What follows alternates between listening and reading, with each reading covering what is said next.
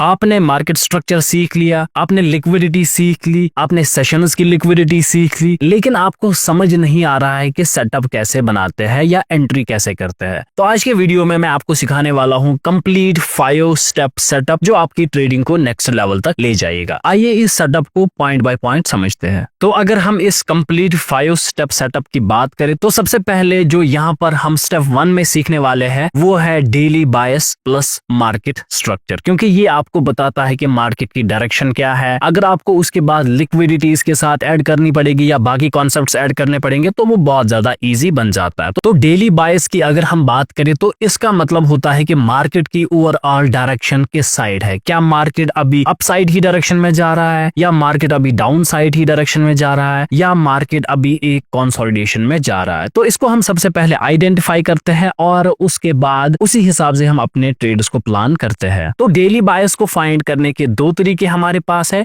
जो पहला तरीका हम यहाँ पर सीखने वाले हैं उसमें हम यूज करने वाले हैं वीकली और डेली टाइम फ्रेम के साथ 4 आवर। इसके बाद जो हमारे पास स्कैल्पर्स है और इंट्राडे होल्डिंग ट्रेडर्स है उनके लिए जो हमारे पास बायस है वो स्टार्ट होता है 4 आवर और 1 आवर का, यानी कि आप 4 आवर का व्यू, 1 आवर का व्यू और इसकी फिर एंट्रीज 15 मिनट्स या 5 मिनट्स पर बनाते हैं। तो सबसे पहले यहाँ पर हम वीकली, डेली और 4 आवर का सीखेंगे। तो यहाँ पर मैंने अभी यूरो यूएसडी के 1 वीक टाइम फ्रेम का चार्ट खोला है। सबसे पहले यहाँ से हम एनालिसिस और बायस ढूंढने की कोशिश करेंगे। तो यहाँ पर आपको कौन कौन सी चीजें देखनी है कि कौन सी लेवल की लिक्विडिटी ली गई है, कौन सी लेवल की लिक्विडिटी नहीं ली गई है, और रिसेंट 2-3 महीने का ही आपको चार्ट देखना है, उससे ज्यादा चार्ट आपको यहाँ पर नहीं देखना है। तो यहाँ पर अगर मैं बात करूं तो मेरे पास जो चार्ट बच रहा है अभी तक के लिए वो ये है कि इस लेवल की अगर लिक्विडिटी थी तो वो इस पॉइंट पे खत्म हो चुकी है। तो इस चार्ट पे अगर मुझे वीकली टाइम फ्रेम से एनालिसिस स्टार्ट करनी पड़ेगी तो मैं इस पॉइंट से लेकर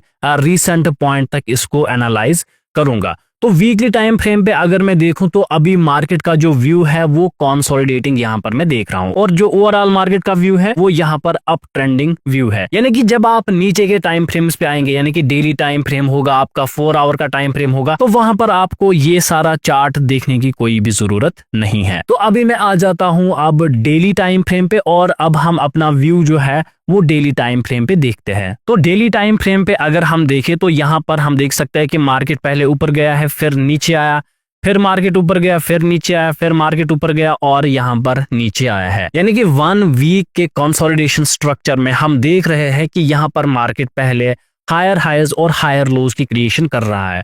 उसके बाद मार्केट ने यहाँ से लिक्विडिटी ले ली है, लेकिन वो लिक्विडिटी फेल हो चुकी है। दैट मीन्स जो अब मार्केट का डायरेक्शन है या जो मार्केट का अभी व्यू है वो बेरिश डायरेक्शन की तरफ शिफ्ट हुआ है। अगर यहाँ पर किसी को समझ नहीं आया तो यहाँ पर आप इस एग्जांपल से समझ सकते हैं। जब प्राइसेस ऊपर जाते हैं, फिर नीचे आया, फिर मार्केट ऊपर गया, फिर मार्केट नीचे आया।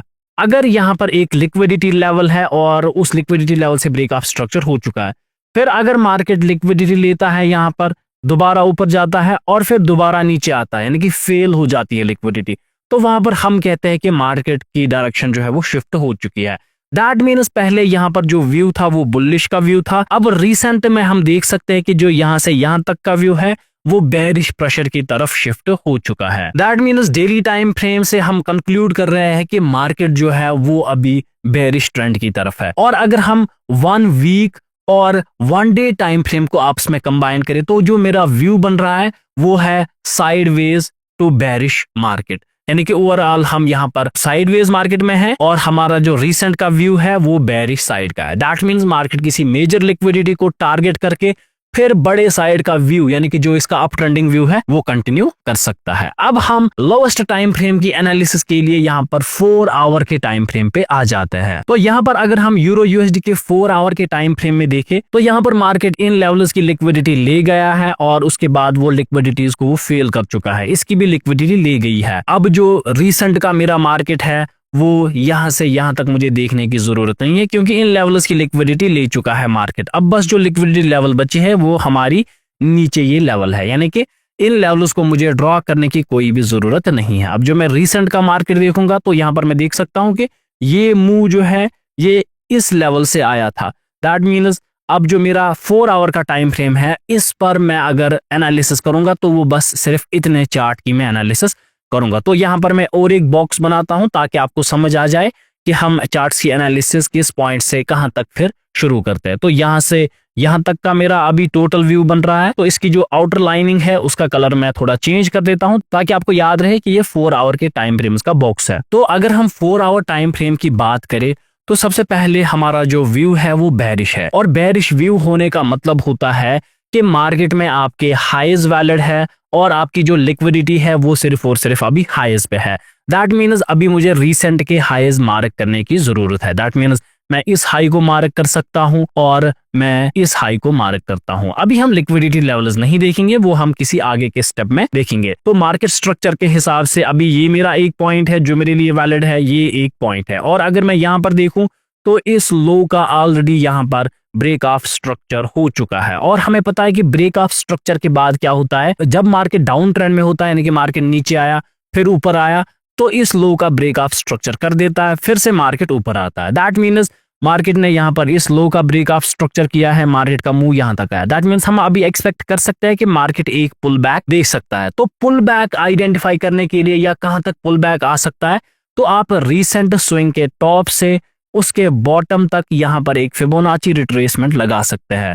तो क्योंकि ये मोमेंटम फास्ट है तो हम एक्सपेक्ट कर सकते हैं कि 38% की लेवल से मार्केट नीचे गिर सकता है। तो अगर आपको फिबोनाची रिट्रेसमेंट के कॉन्सेप्ट्स नहीं है तो आप हमारी प्रीवियस वीडियोस देख सकते हैं। तो फिलहाल के लिए मैं यहाँ पर मार्क कर सकता हूँ कि यहाँ पर हमारा ये एक जोन है जहां से हम अभी सेलिंग एक्सपेक्ट कर सकते हैं। तो इसको मैं एज ए सप्लाई जोन की तरह अभी मार्क कर सकता हूं। तो फिलहाल मैं यहाँ पर इस फिबोनाची रिट्रेसमेंट को भी हटा देता हूं, और अब यहाँ तक ये हमारा व्यू रहा कि अगर मैं 4 आवर टाइम फ्रेम पे ही ट्रेड करता हूं, दैट मीन्स तो मुझे मिनिमम वेट करना चाहिए कि मार्केट यहां तक पुल बैक देगा, और पुल बैक देने के बाद हम क्या कर सकते हैं, यहां पर आएंगे और यहां पर आप अपनी सेलिंग की पोजीशंस बना सकते हैं। और सेलिंग उसके बाद जो हमारा मिनिमम टारगेट रहता है वो 1:3 का रहता है, या हमें पता है कि जो हमारे पास लो होता है उसका यहाँ पर ब्रेक ऑफ स्ट्रक्चर हो जाता है। दैट मीन्स 1:6 या 1:7 के ट्रेड्स यहाँ पर हमें इजीली देखने को मिल सकते हैं। तो ये तो था हमारा एक तरीका डेली बायस फाइंड करने का, जिसमें हम वीकली टाइम फ्रेम से 4 आवर टाइम फ्रेम तक आ जाते हैं। तो इसके बाद अगर आप स्कैल्पर हो या आप इंट्राडे में ही ट्रेड करते हो तो दैट मीन्स आपका बायस जो है वो 4 आवर टाइम फ्रेम से स्टार्ट होगा, फिर 1 आवर टाइम फ्रेम होगा, फिर 15 मिनट्स और 5 मिनट्स पे आपको देखना है, और ये एंट्री के आपके टाइम फ्रेम्स रहेंगे। तो अगर मैं इसी चार्ट पर आगे देखूं, हमारा 4 आवर से बायस अप टू 1 आवर तक, तो 4 आवर तक मैं अभी देख रहा हूं कि मेरे पास इतना मार्केट बचा था जो मैंने अभी बॉक्स में रखा है। तो आपको बॉक्सेस में इस चीज को रखना है ताकि आपको समझ आ जाए कि मुझे कितने मार्केट की एनालिसिस करनी है। बहुत सारे लोग क्या गलती करते हैं, जैसे कि अगर मैं इस चार्ट को यहाँ पर छोटा करूं तो लोग क्या गलती करते हैं, वो इस लेवल को भी मार्क करेंगे, वो लोग जो है वो इस लेवल को भी मार्क करेंगे। अब खुद देखो, यहां तक अगर मार्केट आएगा भी तो कम से कम 5-6 महीने लग सकते हैं, 1 साल भी लग सकता है। तो इतना दूर मार्क करने की आपको कोई भी जरूरत नहीं है, इसलिए ये लेवल्स पे आपकी एनालिसिस करना बिल्कुल बेकार है। हाँ, आप ड्रॉ करके रख सकते हैं लेकिन अभी के लिए वो इनवैलिड रहता है। तो रिसेंट में आप उतने ही चार्ट की एनालिसिस किया करें जितना चार्ट आपके पास बना है, जहां तक आपकी लेवल्स जो है वो अनमिटिगेटेड है। जैसे कि यहाँ पर मैंने इसकी एनालिसिस इसलिए नहीं की क्योंकि ये एक लिक्विडिटी लेवल थी जिसने अपना काम किया है। इसकी एनालिसिस मैंने इसलिए नहीं की क्योंकि इसने भी अपना काम किया है। तो मिटिगेटेड लेवल्स की एनालिसिस करना मार्केट में इनवैलिड होता है, और अगर आप इसको डेली बायस फाइंड करने में यूज करते हो तो आपकी एनालिसिस जो है वो बहुत ज्यादा गलत हो सकती है। तो 4 आवर पे इतना व्यू देखने के बाद मैं 1 आवर पे शिफ्ट करता हूं, और 1 आवर पे मुझे क्या पता है कि मार्केट यहां पर एक लिक्विडिटी देख सकता है। फॉर एग्जांपल, अगर नॉर्मली भी आपको देखना होता है तो हम क्या करते हैं, फिक्स्ड रेंज वॉल्यूम प्रोफाइल्स को यूज करते हैं, जो कि मैं आपको आगे के स्टेप्स में दिखाऊंगा। तो आप देख सकते हैं फिक्स्ड रेंज वॉल्यूम प्रोफाइल्स भी हमें यहीं पर एक लिक्विडिटी जोन की आइडेंटिफिकेशन दिखाते हैं। तो मैंने आपको एक मॉडल सिखाया था सप्लाई एंड डिमांड जोन के ट्रेडिंग में, जिसको हम कहते हैं DBD मॉडल। अब ये DBD मॉडल क्या होता है, इसका मतलब होता है पहले मार्केट में एक ड्रॉप होता है, फिर उसके बाद मार्केट में एक बेस बनती है, फिर उसके बाद मार्केट में फिर से ड्रॉप आ जाता है। तो इसका मतलब होता है ड्रॉप बेस ड्रॉप मॉडल। अब ड्रॉप बेस ड्रॉप मॉडल में अगर आपकी एंट्री ऑलरेडी मिस हो चुकी है तो आपको हमेशा वेट करना पड़ता है कि जो हमारी बेस है यहाँ पर एक लिक्विडिटी जोन हो, तो उस लिक्विडिटी जोन में मार्केट दोबारा आकर वहां से गिरता है। तो सेम सिनेरियो अभी हमारे पास यूरो USD के रिसेंट चार्ट में हो रहा है कि यहाँ पर मार्केट हमें एक सप्लाई जोन दिखा रहा है या एक लिक्विडिटी एरिया दिखा रहा है। तो मार्केट यहाँ अप्रोच कर सकता है और मार्केट यहाँ से गिर सकता है। दैट मीन्स हम अभी यहाँ पर बाइंग की भी एंट्री देख सकते हैं। अगर हम नीचे से बाय करेंगे अप टू दिस पॉइंट, तो उन ट्रेड्स को परफॉर्म करने के लिए आपको अब लोअर टाइम फ्रेम पे आना पड़ता है। दैट मीन्स फिलहाल के लिए मैं यहाँ पर देख सकता हूँ अपनी स्कैल्पिंग पॉइंट ऑफ व्यू से कि इस पॉइंट से ऊपर मैं बुलिश हूं, यानी कि यहाँ पर आप लिखोगे बुलिश अबव दिस। तो बुलिश अबव दिस लिखने के बाद आप 15 मिनट्स के टाइम फ्रेम पे आओगे और यहाँ पर आप हायर लोज की क्रिएशन या लोअर लोज की लिक्विडिटी की क्रिएशन देखोगे। तो सिंपली यहाँ पर आप अपना एक व्यू बना सकते हैं, क्योंकि ये हमारे पास एक रीसेंट हाई है। तो अगर ये रीसेंट हाई ब्रेक हुआ, फिर मार्केट दोबारा नीचे आया और इसका फिर से ब्रेक कर दिया, दैट मीन्स यहाँ से हम अपने बाइंग के ट्रेड्स परफॉर्म कर सकते हैं अप टू दिस पॉइंट, जो हमारे पास 1:6 का ट्रेड बन रहा है। अगर ये ऊपर के लिए पहले नहीं गया, दैट मीन्स कि ये पहले नीचे आया। तो अगर ये नीचे आया और इस लेवल को ब्रेक नहीं किया और इस पॉइंट से किसी जगह से ऊपर गया, तो यहाँ पर भी आप अपनी एंट्रीज को परफॉर्म कर सकते हैं। यहाँ पर इसके नीचे आपका एसएल रहेगा और ये आपका टारगेट बन जाएगा। तो ये भी एक आपके पास ट्रेड का ऑप्शन रह सकता है। तो यहाँ पर व्यू ये है कि ये पॉइंट फिलहाल के लिए ब्रेक नहीं होना चाहिए। तो ये कोई एनालिसिस बेस्ड ट्रेड नहीं होता है। इस ट्रेड को हम कहते हैं कि मैं किसी और जोन को टारगेट कर रहा हूं, तो वहां तक पहुंचने के लिए मैं ये ट्रेड ले रहा हूं। दैट मीन्स हम टारगेट कर रहे हैं कि मार्केट इस लिक्विडिटी जोन में आए, फिर मैं यहां से सेल देख सकता हूं। तो यहां तक पहुंचने के लिए फिर मैं अपोजिट साइड के स्कैल्प्स भी परफॉर्म कर सकता हूं। तो ये तो था हमारा बायस आइडेंटिफाई करने का एक तरीका। तो अगर आपको बायस के और वीडियोस चाहिए तो आप कमेंट में बायस लिख सकते हैं। अब हम कंप्लीट 5 स्टेप सेटअप के सेकंड पॉइंट पर आते हैं, जो कि है टाइम फ्रेम मास्टरी। अब हम देखेंगे कि अगर मैं स्कैल्प करता हूं या जो भी मेरी स्ट्रैटेजी है, तो उसको टाइम फ्रेम्स के बेस पे कैसे एग्जीक्यूट किया जाता है। तो सबसे पहले यहाँ पर आप ध्यान रख के देखो, जैसे कि हमने स्टार्ट किया था टाइम फ्रेम्स में डेली बायस से। तो अगर आपका डेली बायस होता है तो उसके लिए जो आपके टाइम फ्रेम्स होते हैं वो आपका होता है पहले में वीकली, डेली और 4 आवर। और सेकेंड जो आपका बायस होता है वो होता है आपका 4 आवर, 1 आवर और 15 मिनट्स या 5 मिनट्स। तो दोनों में से आप एक डेली बायस के लिए यूज कर सकते हैं। इसके बाद आपका होता है, अगर आप जनरल एनालिसिस करते हैं या आप जनरल ट्रेडिंग करते हैं, तो उसके लिए जो हमारे मॉडल्स होते हैं वो होता है कि अगर आपकी एनालिसिस 4 आवर पे हो रही है तो आपका जो सेकंड कंफर्मेशन है वो 1 आवर से आना चाहिए और आपकी जो एंट्री है वो 15 मिनट्स या 5 मिनट्स पे होनी चाहिए। तो इसकी हम एक एग्जांपल देखते हैं और फिर इसको हम आगे बढ़ाते हैं। जैसे कि अभी मेरे पास बिटकॉइन का चार्ट है और बिटकॉइन के रीसेंट चार्ट में हम देख सकते हैं, तो बिटकॉइन के रीसेंट चार्ट में हम देख सकते हैं कि 4 आवर टाइम फ्रेम पे क्या चल रहा है कि मार्केट जो है वो एक कंसोलिडेशन में है और नीचे यहाँ पर एक पॉइंट लिक्विडिटी का था और मार्केट ने वहां से लिक्विडिटी ले ली है। तो सिंपली यहाँ पर हमें देखने को मिल रहा है कि मार्केट लिक्विडिटी लेवल से ऊपर जा रहा है 4 आवर टाइम फ्रेम पे, फिर यहाँ पर प्राइस ऊपर जाकर अभी एक बेस बना रहा है, यानी कि हमें कौन सा मॉडल मिल रहा है, रैली बेस। रैली बेस के बाद हमें पता है कि दो चीजें हो सकती है, या तो रैली बेस रैली होती है यानी कि इसके बाद मार्केट ब्रेकआउट करके ऊपर जा सकता है, लेकिन वो हम ब्रेकआउट डायरेक्टली नहीं कैच कर सकते, या आप कर भी सकते हैं अगर आपके पास रिस्क पोटेंशियल अच्छा खासा है। नॉर्मली हम क्या करते हैं कि हम वेट करते हैं दोबारा मार्केट लिक्विडिटी जोन में आकर फिर प्राइसेस ऊपर जाए, तो वो हमारा एक सेटअप बन सकता है। अगर हमारा यहाँ पर वो सेटअप नहीं बनेगा तो हमारा दूसरा सेटअप होता है जिसको हम कहते हैं रैली बेस वाइक ऑफ। तो रैली बेस वाइक ऑफ में क्या होता है कि सबसे पहले मार्केट जो है वो ऊपर जाता है और रैली देता है, उसके बाद कंसोलिडेशन देता है। तो कंसोलिडेशन में नॉर्मली इसको ऊपर जाना चाहिए, लेकिन ऊपर के बजाय ये नीचे ब्रेक करता है। तो इस केस में जैसे ही हायर लो बनता है या प्राइसेस वापस इस बॉक्स में आ जाते हैं, तो यहाँ पर हम अपनी पोजीशंस को बनाते हैं। इसके नीचे हमारा एसएल होता है और 1:3 मिनिमम टारगेट के लिए यहाँ पर हम जाते हैं। तो इसको हम कहते हैं रैली बेस वाइक ऑफ। वंस अगेन प्राइसेस जब रैली देता है फिर बेस बनाता है, हालांकि इसको ऊपर जाना चाहिए, ये नीचे आता है, तो यहाँ से फिर प्राइस ऊपर जाते हैं, तो उसको हम रैली बेस वाइक ऑफ कहते हैं। तो ये हमारा अभी 4 आवर का व्यू बन रहा है। तो एक तो ये हमारा है, जैसे कि अभी मेरा व्यू बना है, तो एंट्री पॉइंट हमने अभी डिसाइड नहीं किया। तो इसकी कंफर्मेशन के लिए अब मैं 1 आवर पे आता हूँ और यहाँ पर मैं चेक करता हूँ क्या हो रहा है। तो 1 आवर पे भी मैं देख रहा हूँ कि मार्केट ऊपर गया, फिर अब नीचे आ रहा है, लिक्विडिटी मार्केट ले चुका है और मार्केट ऑलरेडी क्या कर चुका है कि एक स्विंग बना चुका है, यानी कि मार्केट यहां से ऊपर गया तो मार्केट ने 50% लेवल से मूवमेंट दी है as per Fibonacci retracement. That means अब मिनिमम इस हाई का ब्रेक तो होना चाहिए। तो वही मैं कह रहा हूं, अगर यहाँ पर ब्रेक होता है तो हम दोबारा वेट करेंगे कि मार्केट इस लिक्विडिटी जोन में आए, फिर यहाँ से प्राइसेस ऊपर जाएंगे। अब इस लिक्विडिटी जोन को कंफर्म कैसे करें, तो सिंपली उसके लिए आप यहाँ पर फिक्स्ड रेंज वॉल्यूम प्रोफाइल्स लगा सकते हैं और आप देख सकते हैं कि यहाँ पर वॉल्यूम्स की हाई एक्टिविटी है। तो ये आपका सेकंड मॉडल रहेगा। तो यहाँ पर हमारा व्यू अभी तक है। अब एंट्री के लिए हम क्या करते हैं, हम आ जाते हैं 15 मिनट्स के टाइम फ्रेम पे, क्योंकि यहाँ पर आपकी एंट्रीज जो है वो एक एक्यूरेट टाइप एंट्री बन जाती है और आपके एसएलओस भी जो है वो परफेक्ट रेंज में बन जाता है। फॉर एग्जांपल यहाँ से अब ब्रेक होता है तो हमें सिंपली दिख रहा है कि ये मेरा जोन ऑफ एंट्री है।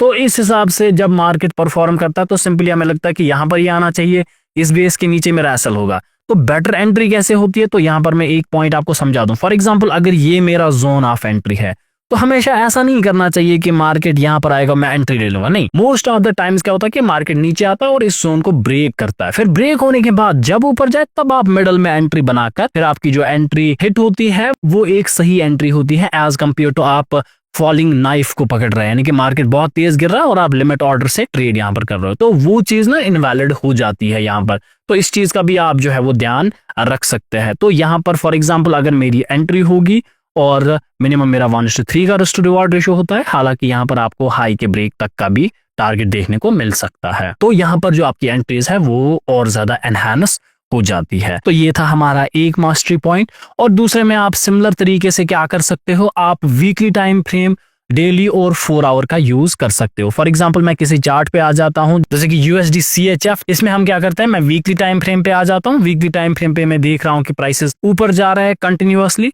और ये रिसेंटली मेरा हाई और लो है, तो मैं इसको मार्क करता हूं जितना जितना मुझे रिसेंट एनालिसिस करनी चाहिए, यानी कि इस पॉइंट से लेकर इस पॉइंट तक की एनालिसिस। इसके बाद मैं आ जाता हूं अपने डेली टाइम फ्रेम पे, और डेली टाइम फ्रेम पे हम देख सकते हैं कि मार्केट ने क्या किया है कि मार्केट ऊपर गया, फिर नीचे आया, फिर यहाँ पर इसका ब्रेकअप स्ट्रक्चर हो चुका है। हमें पता है कि ये इस तरीके से हायर हाइज और हायर लोज की क्रिएशन कर रहा है। दैट मीन्स ब्रेकअप स्ट्रक्चर के बाद हम एक पुल बैक के लिए यहाँ पर वेट कर सकते हैं। तो उस पुल बैक को ट्रेड करने के लिए अब मैं 4 आवर टाइम फ्रेम पे आऊंगा और मैं यहाँ पर स्ट्रक्चर आइडेंटिफाई करूंगा। तो यहाँ पर मुझे स्ट्रक्चर देखने को मिल रहा है कि मार्केट ने हाई लगाया, उसके बाद एक लोअर हाई है। तो जैसे ही ये बेस यहाँ पर ब्रेक होती है तो हमारा एक व्यू बन जाता है कि मैं पुल बैक का ट्रेड कर सकता हूँ। ये इस यहाँ पर इस पॉइंट के ऊपर जो है वो मेरा एसएल रहेगा, क्योंकि ये 4 आवर टाइम फ्रेम है तो ज्यादा बड़ा एसएल आप यहाँ पर नहीं ले सकते। और ये स्कैल्प ट्रेड है, यानी कि अपोजिट डायरेक्शन का ट्रेड। तो सिंपली इसको फाइंड करने के लिए यहाँ से यहाँ तक का हम फिबोनाची रिट्रेसमेंट लगाते हैं। यहाँ से आपका ट्रेड होगा तो जो गोल्डन जोन है या लिक्विडिटी जोन है वो हमें यहाँ पर देखने को मिल रहा है, तो यहाँ तक का भी हम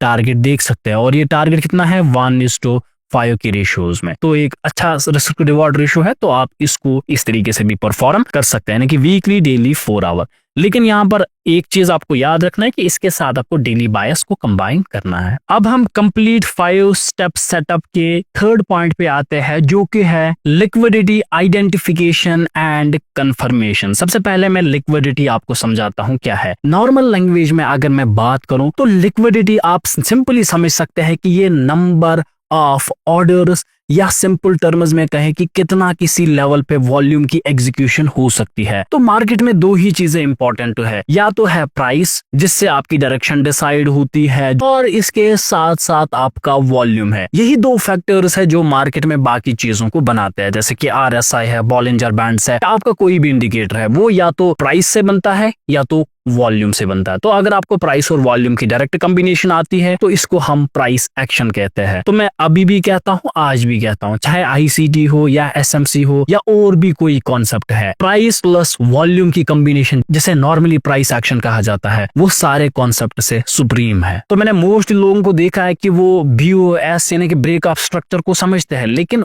एक वॉल्यूम क्या होता है उसको नहीं समझ पाते हैं।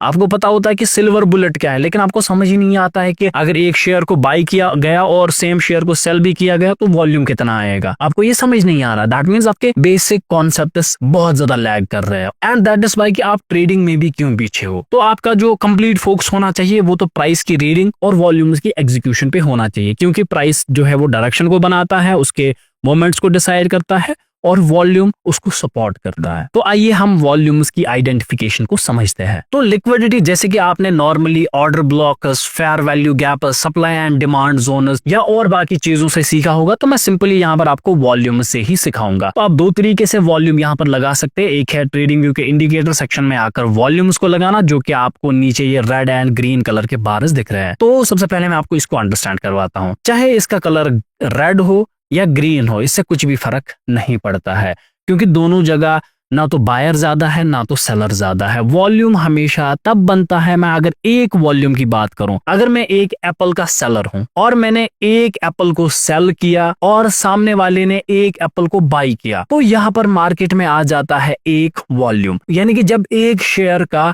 बाई भी होता है और सेल भी होता है, तो उस वक्त एक वॉल्यूम बनता है। दैट मीन्स वॉल्यूम में कभी भी ऐसा नहीं होगा कि बायर ज्यादा है या सेलर ज्यादा है। किसी भी पॉइंट पे, चाहे वो इस कैंडल का टॉप हो, यहाँ पर किसी ने बाई भी किया है, यहाँ पर किसी ने सेल भी किया है। चाहे ये विक का टॉप हो, यहाँ पर किसी ने बाई भी किया है, यहाँ पर किसी ने सेल भी किया है। तो ऐसा कभी नहीं होता है कि सर यहाँ पर तो बायर ज्यादा होता है। फिर इनकी बिड एंड आस्क में डिफरेंस होता है कि बायर्स जो है वो हायर प्राइसेस पे बाई करने के लिए तैयार होते हैं, जिस वजह से जो है वो सेलर्स को भी फिर बेचना पड़ता है, तो उससे बाइंग के बड़े मोमेंट्स आते हैं। तो सेलिंग मोमेंट्स की मैं बात करूं तो सेलर्स किसी भी प्राइस पे लोअर सेल करने के लिए तैयार है, तो बायर्स को मौका मिल रहा है बाई करने का, तो वो एक्यूमुलेट करते जाते हैं, तो उस वजह से हमें एक शार्प फॉल देखने को मिलता है। तो नॉर्मली अगर आप इन वॉल्यूम्स को रीड करने जाओगे तो ये आपके लिए हार्ड रह सकता है। आप इनको भी यूज कर सकते हो, इस पे भी हमारी डेडिकेटेड वीडियो है, तो वो आप देख सकते हो। तो यहाँ पर जो चीज हम यूज करते हैं वो है फिक्स्ड रेंज वॉल्यूम प्रोफाइल्स। तो उसको लगाने के लिए आपको ट्रेडिंग व्यू के इस सेक्शन में आना है और यहाँ पर आपको फिक्स्ड रेंज वॉल्यूम प्रोफाइल्स को सिलेक्ट करना है। तो इसके भी हमारे चैनल पे ऑलरेडी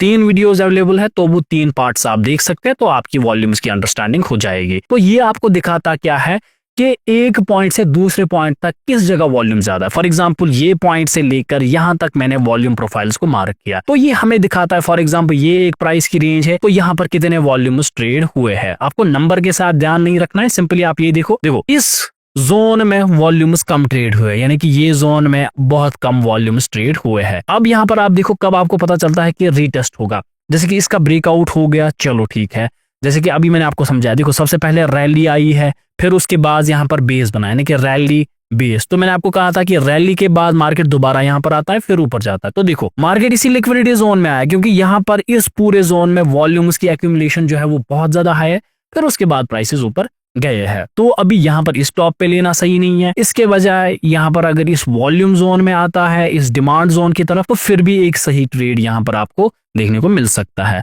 तो वॉल्यूम्स आपको दिखाता है कि असली लिक्विडिटी कहां पर है। तो अगर मैं इस जोन की बात करूं कि कहां पर सबसे ज्यादा लिक्विडिटी है, तो ये जोन आपका रहेगा जोन ऑफ हाईएस्ट लिक्विडिटी। तो सिंपली अगर मैं किसी भी स्विंग में आऊं, जैसे कि अगर मैं देखूंगा इस पॉइंट से इस पॉइंट तक वॉल्यूम सबसे ज्यादा कहां पर है, तो ये आपको दिखाता है कि मार्केट के वॉल्यूम्स एक तो यहाँ पर इस जोन में ज्यादा है, और सेकेंड पॉइंट मार्केट के वॉल्यूम्स इस जोन में सबसे ज्यादा है।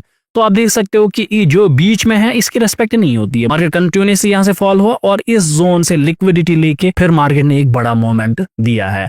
तो ये आप वॉल्यूम प्रोफाइल्स यूज कर सकते हो मार्केट की सिंपल लिक्विडिटीज को आइडेंटिफाई करने के लिए, और इसके साथ साथ आप डेली बायस यूज कर सकते हो और टाइम फ्रेम्स की कंफर्मेशन यूज कर सकते हो। तो आपके पास एक कंप्लीट सेटअप बन जाएगा 3 स्टेप्स में ही। अब हम कंप्लीट 5 स्टेप सेटअप के 4th पॉइंट पर आते हैं, जो कि है position sizing and risk to reward. तो पोजीशन साइजिंग में बहुत सारे लोग कंफ्यूज हो जाते हैं और रिस्क टू रिवॉर्ड रेशो को तो बहुत सारे लोग इग्नोर करते हैं। तो सबसे पहले यहाँ पर हम पोजीशन साइज को समझते हैं। तो यहाँ पर इसको अंडरस्टैंड करने के लिए मैं सिंपली यहाँ पर GBP USD के चार्ट पे आ जाता हूँ। तो यहाँ पर पोजीशन साइज समझने के लिए सिंपली आपको ये समझना है कि आपको क्वांटिटी कितनी लेनी है और आपका लॉस कितना होना चाहिए। देखो लॉस की अगर मैं बात करूं तो आपको हमेशा in the terms of money सोचना होगा कि मुझे कितना लॉस लेना है। फॉर एग्जाम्पल अगर मैं यहाँ पर सेलिंग की पोजीशन बना रहा हूँ और ये मेरा SL बन रहा है, तो आपको कभी नहीं ये देखना है कि मैं 1 लॉट लेता हूं, मैं 0.1 लॉट लेता हूं। वो अप्रोच गलत होता है पोजीशन साइज कैलकुलेट करने के लिए। फॉर एग्जाम्पल अगर मेरा पर ट्रेड